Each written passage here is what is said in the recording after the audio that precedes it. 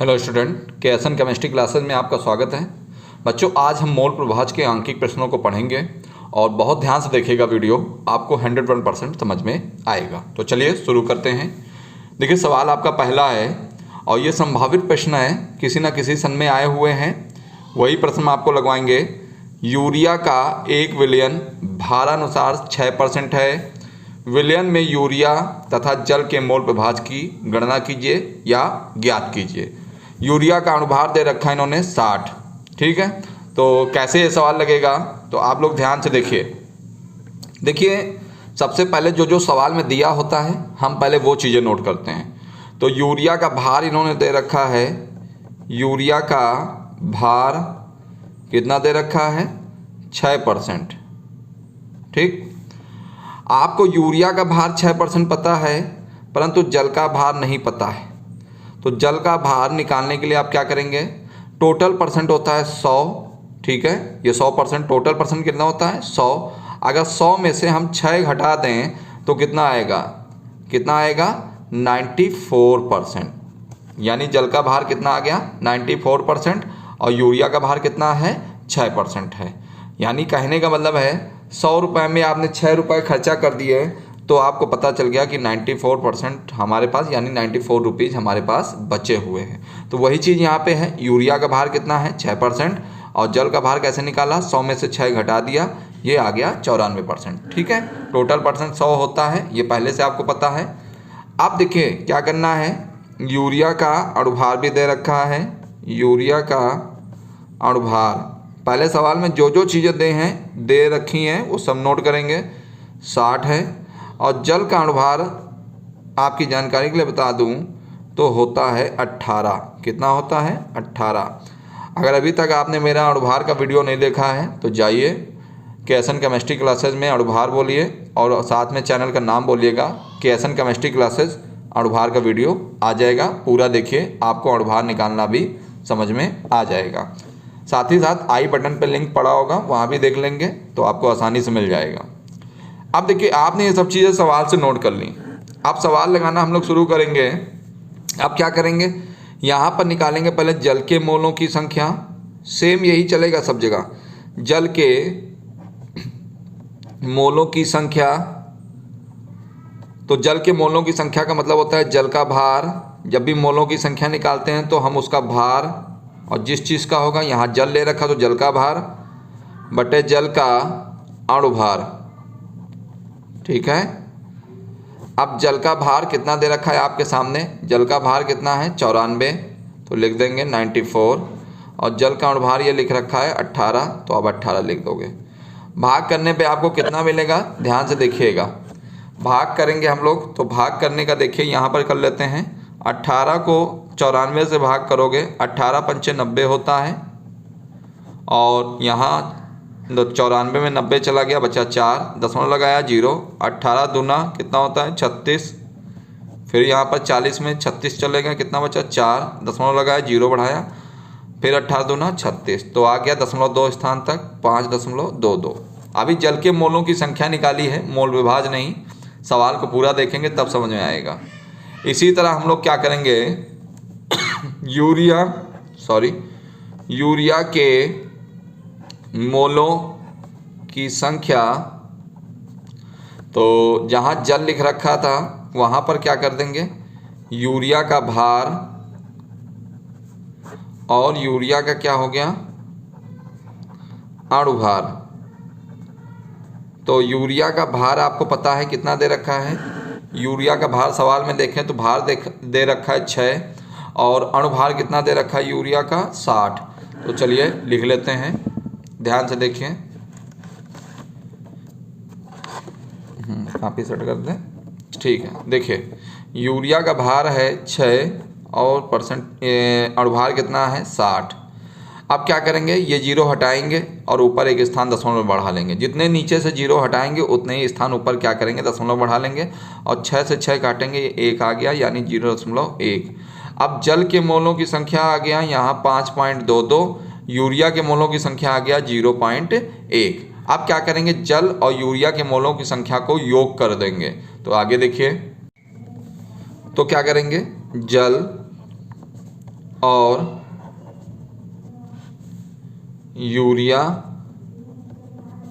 के कुल मोलों की संख्या कितना दे रखा है? 5.22 प्लस 0.1। तो जोड़ दीजिए, कितना होगा? ये पॉइंट के नीचे पॉइंट आएगा, देखिए कैसे जोड़ते हैं। 5.22, यहाँ पॉइंट के पॉइंट नीचे और यहाँ कर देंगे 1, तो ये 2, 2 1 3.5, तो 5.32 हो गया। तो जल और यूरिया के टोटल मोलों की संख्या कितनी निकल आई?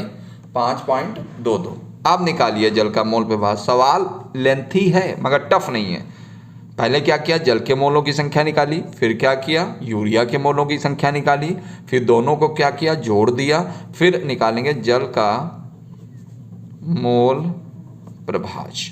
पूरा वीडियो सही से देखेंगे तो आपको समझ में आएगा। तो जल का मोल प्रभाज यानी जल के मोलों की संख्या, जल के मोलों की संख्या बटे जल तथा यूरिया, प्लस करके लिख दिया मैंने, यूरिया के कुल मोलों की संख्या। तो जल के मोलों की संख्या मैं आपको बता दूं कितना दे रखा है। देखिए जल के मोलों की संख्या दे रखी है आपको, कितनी दे रखी है? देखिए ध्यान से, 5.22, ठीक है। और टोटल मोलों की संख्या आपको अभी दिखाएंगे, देखिए यहाँ पर। तो 5.22 और टोटल है कितनी है? 5.32। तो 5.32। अब दो स्थान पे ये दशमलव हटा दिया, दो स्थान पे ये दशमलव हटा दिया। अब 532 को क्या करोगे? 522 से भाग करेंगे, क्योंकि भाग में जो चीज़ें नीचे होती हैं वो बाहर लिखी जाती हैं, जो ऊपर होती है वो अंदर लिखी जाती है। दशमलव लगाया आपने, एक जीरो बढ़ा लिया। अब कितनी बार चला जाएगा? लमसम 9 बार देखिए चला जाएगा। तो 9 दूना 18, 9 त्रिक 27, 27 एक 28, और 9 पचे 45, 45 और 2 कितना? 45 और 2 होता है 47। घटाइए, 10 में से 8 गया 2 बचा, 11 में से 8 गया 3 बचा, यहाँ 11 में से 7 गया 4 बचा, ठीक है। इतना ही आएगा और यहाँ एक हासिल ले चुके हैं। अब दशमलव लगाए, जीरो बढ़ा लिया, और यहाँ पर अगर हम भाग करेंगे तो लमसम 8 बार चला जाएगा। कितनी बार चला जाएगा? 8 बार। तो आ गया 0.98। ये किसके मोल प्रभाज निकला? जल का। अब यूरिया का मोल प्रभाज कैसे निकालेंगे? तो यूरिया का मोल प्रभाज, तो यूरिया का मोल प्रभाज निकालने के लिए क्या करेंगे? यूरिया के मोलों की संख्या यहाँ लिख देंगे, यूरिया के मोलों की संख्या बटे जल प्लस यूरिया के कुल मोलों की संख्या, ठीक है। तो यूरिया के मोलों की संख्या 0.1 थी और कुल मोलों की संख्या क्या थी आपको पता है? 5.32। हमेशा यही रखा जाएगा। अब ऊपर एक स्थान है, नीचे 2 स्थान पे दशमलव है, तो ऊपर क्या करेंगे? दशमलव लगा होता है जो जीरो बढ़ा लेते हैं, दोनों दशमलव हटा लिए। अब 532 को बेटा क्या करोगे? 10 से भाग करोगे। दशमलव लगाया, जीरो बढ़ाया, क्या 532 का 100 में भाग जाएगा? नहीं जाएगा, बिल्कुल नहीं जाएगा। 0 बार जाएगा, नीचे 100 फिर से आ गया। दशमलव लगाया, जीरो बढ़ाया, दशमलव लगा हुआ है, जीरो बढ़ा लिया, 1 बार चला जाएगा। तो ये आ गया 532। यहाँ 8 आया, यहाँ 9 में से 3 गया 6 आया, यहाँ एक 9 में से 5 गया, तो कितना आया? 4। दशमलव लगाया, जीरो बढ़ा लिया, ठीक है।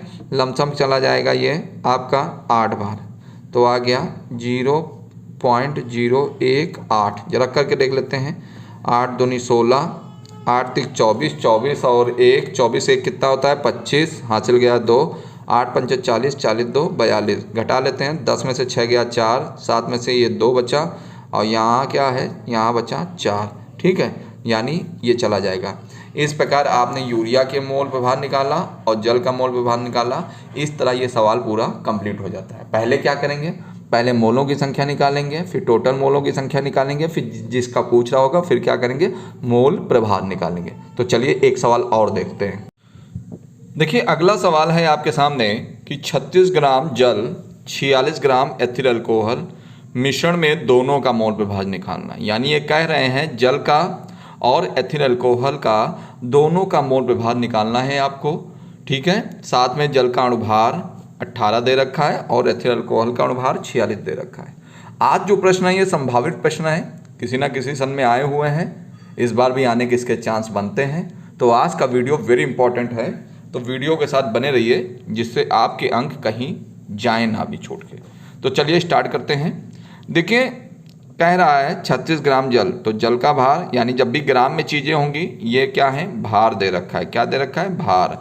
तो जल का भार कितना है, जल का भार दे रखा है 36 ग्राम। और एथिल अल्कोहल का सूत्र होता है C2H5OH। एथिल अल्कोहल का भार कितना दे रखा है,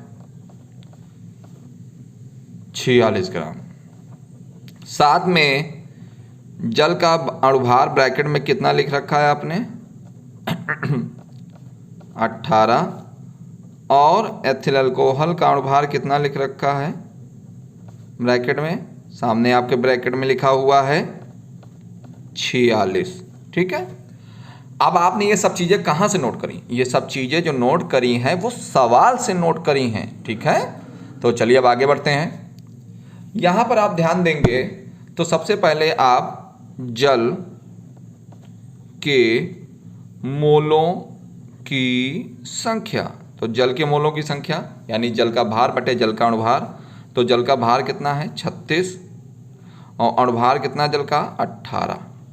18 एक कम 18 दूना कितना होता है 36, यानी जल के मोलों की संख्या कितनी आ गई, 2 आ गई। और एथिल अल्कोहल के मोलों की संख्या, एथिल अल्कोहल के मोलों की संख्या, तो एथिल अल्कोहल का भार कितना है 46 और एथिल अल्कोहल का अणुभार कितना है 46। 46 कट गया बेटा, कितना आया 1। अब क्या करेंगे, जल और एथिल अल्कोहल के कुल मोलों की संख्या यानी दोनों को क्या करेंगे, जोड़ देंगे। तो लिख देंगे जल का सूत्र क्या होता है H2O और एथिल अल्कोहल का क्या होता है C2H5OH के कुल मोलों की संख्या। तो जल की 2 है और एथिल अल्कोहल का कितना है 1, तो टोटल कितना हो गया, 2 में 1 जोड़ दिया 3। अब जल का मोल प्रभाज निकाल लीजिए। जल का मोल प्रभाज, क्योंकि पहला सवाल आपको बहुत अच्छी तरीके से समझाना था इसलिए उसको लेंथी है, दूसरा आप शॉर्ट में चलिए। जल का मोल प्रभाज, मैं हिंदी लैंग्वेज नहीं लिख रहा हूँ मगर मैं जितने भी चीज़ें हैं इंपॉर्टेंट वो सब लिख रहा हूँ। तो जल का मोल प्रभाज का मतलब क्या है, जल के मोलों की संख्या कितनी है 2 और कुल मोलों की संख्या हमेशा कितनी रहेगी 3। तो क्या करेंगे, भाग कर लेंगे, 3 भाग में बाहर और 2 कहाँ रहेगा ऊपर। तो दशमलव लगाएंगे, 0 बढ़ाएंगे, तिछंग कितना हो गया 18। यहाँ पे क्या किया 20 में 18 गया, 2 बचा, दशमलव लगा ही है, 0 बढ़ा लिया, तिछंग 18। फिर 20 में 2 18 गया, 2 बचा, दशमलव लगा ही है, 0 बढ़ा लिया, तिछंग 18। तो इस तरह आंसर आएगा 0.666, वो भी जल का मोल प्रभाज कितना आया 0.666। अब क्या करेंगे, एथिल अल्कोहल का मोल प्रभाज निकालेंगे। तो एथिल अल्कोहल के मोलों की संख्या आपके सामने दे रखी 1 और कुल मोलों की संख्या कितनी 3। तो 3 को 1 से भाग करेंगे तो 3 का पहाड़ा तो जाहिर सी बात है 1 में नहीं जाने वाला है, तो यहाँ दशमलव लगाएंगे, 0 बढ़ाएंगे, 3 3 कितना हो गया 9। अब 10 रुपये में 9 रुपये आपने खर्चा कर दिया, 1 रुपये बचा, दशमलव लगाया, 0 बढ़ाया, 3 3 कितना हो गया फिर 9। ठीक है, 10 रुपये में 9 रुपये खर्चा कर दिया, बचा कितना 1, फिर आपने दशमलव लगाया, 0 बढ़ा लिया, 3 3 9। इस प्रकार आप देखेंगे 0.33 आ गया एथिल अल्कोहल का मोल प्रभाज और जल का मोल प्रभाज कितना आया 0.66। तो इस प्रकार इस सवाल को आपने लगाया। अगला सवाल देखेंगे आप। देखिए एक सवाल है आपके सामने एक और, 90 ग्राम जल में 1.8 ग्राम ग्लूकोज घुला है, ग्लूकोज का मोल प्रभाज ज्ञात कीजिए। तो पहली चीज़ तो मैंने हमेशा कहा आपसे कि सवाल में जो दे रखा है उसको नोट करें। तो क्या दे रखा है, जल का भार दे रखा है, जल का भार दे रखा है मुझे कितना 90 ग्राम और ग्लूकोज का भी तो भार दे रखा है, ग्लूकोज का भार 1.8 ग्राम। ठीक है, अब क्या होगा, जल का अणुभार भी आपको पता है, कई बार मैंने पीछे सवाल में बताया है, वही होता है, बदलता नहीं है, 18।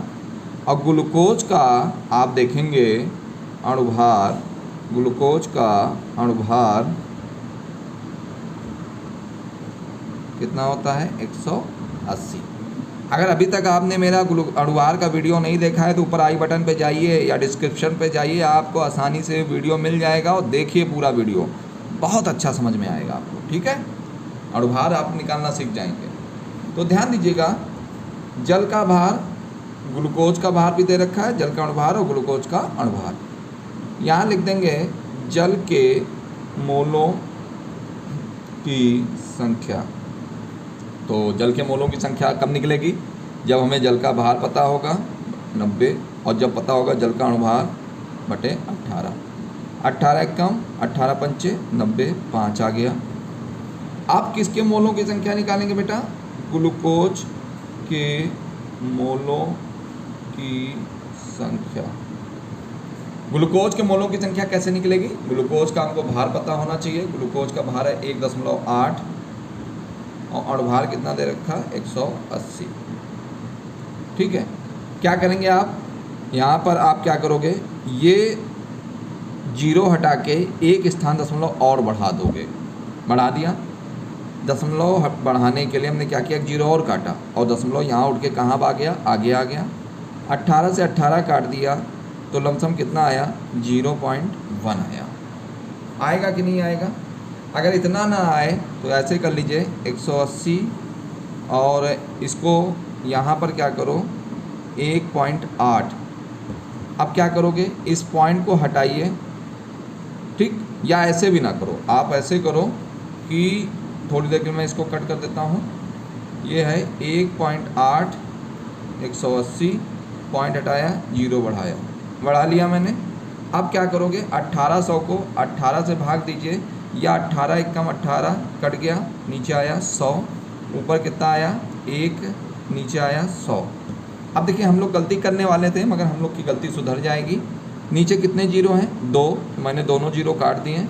ऊपर मुझे 2 स्थान पे दशमलव बढ़ाना है, यानी एक स्थान मेरे पास ऑलरेडी मौजूद है और दूसरा स्थान ये 0 बढ़ा के हमने यहाँ दशमलव बढ़ा लिया। तो नीचे 2 जीरो काटे तो ऊपर 2 ही स्थान दशमलव बढ़ेगा, तो एक स्थान 2 स्थान यहाँ पे दशमलव लगा दिया, कितना आया 0.01 आएगा। ठीक है, देखिए गलती करने जा रहे थे, 0.1 लिख रहे थे परंतु गलती हम लोग को पकड़ में आ गई। अब क्या करोगे, जल और ग्लूकोज के कुल मोलों की संख्या जोड़ लोगे, तो यहाँ लिख लोगे जल प्लस ग्लूकोज के कुल मोलों की संख्या, तो 5 प्लस 0.01 तो क्या होगा 5.01, टोटल मोलों की संख्या निकल आई। अब ग्लूकोज का मोल प्रभार निकालना है आपको, तो ग्लूकोज का मोल प्रभाज बराबर क्या होगा, ग्लूकोज का मोल प्रभाज, ग्लूकोज के मोलों की संख्या कितनी दे रखी है 0.001, तो यहाँ लिखेंगे 0.01 और नीचे कितना है 5.01। अब क्या करेंगे, 2 स्थान पे यहाँ भी दशमलव, 2 स्थान पे यहाँ भी, दोनों दशमलव हटा देंगे, बचा कितना नीचे 501, ऊपर खाली अब क्या रह गया 1। 501 को 1 से कैसे भाग करेंगे, यहाँ ध्यान दीजिएगा, भाग करने चले दशमलव लगाया, 0 बढ़ाया, 501 का क्या 10 में भाग जाएगा, पॉसिबल नहीं है, 0 बार गया यानी ये सब 0 हो गया, नीचे उतारा 10। अब क्या बेटा करेंगे, दशमलव लगाई है, 0 बढ़ा लेंगे, क्या 501 का 100 में भाग जाएगा, बिल्कुल पॉसिबल नहीं है, 0 बार जाएगा, सब 0 हो गया, नीचे फिर आ गया 100। दशमलव लगाया, 0 बढ़ा दिया यानी 501 का 1 बार भाग गया, तो यहाँ लिख लिया 0.001, ये आपका आंसर आ गया। तो ग्लूकोज का मोल प्रभार निकल गया। इसी तरह चाहें तो आपका जल का भी निकल सकता है। जल के मोलों की संख्या कितनी दे रखी है आपको 5, और कुल मोलों की संख्या कितनी है 5.08। आप क्या करोगे, पॉइंट हटा के ऊपर 2 जीरो बढ़ाओगे, उसको भाग करोगे, आपका आंसर आ जाएगा। इस तरह आपके ये जो प्रश्न है तीनों किसी न किसी सन में आए हैं, इसलिए मैंने आज का जो टॉपिक है ये बताया है कि मोल प्रभाज के संभावित प्रश्न हैं जो आगे आने वाले हैं। अगर वीडियो अच्छा लगा हो तो इसको शेयर कर दीजिए ज़्यादा से ज़्यादा लोगों के साथ। साथ ही साथ हमारा चैनल भी सब्सक्राइब कर लें, जिससे आपको नोटिफिकेशन की बेल की घंटी भी दबा लें, ताकि आप इस तरह के वीडियो मिलते रहें। ठीक है, जय हिंद, जय भारत, धन्यवाद।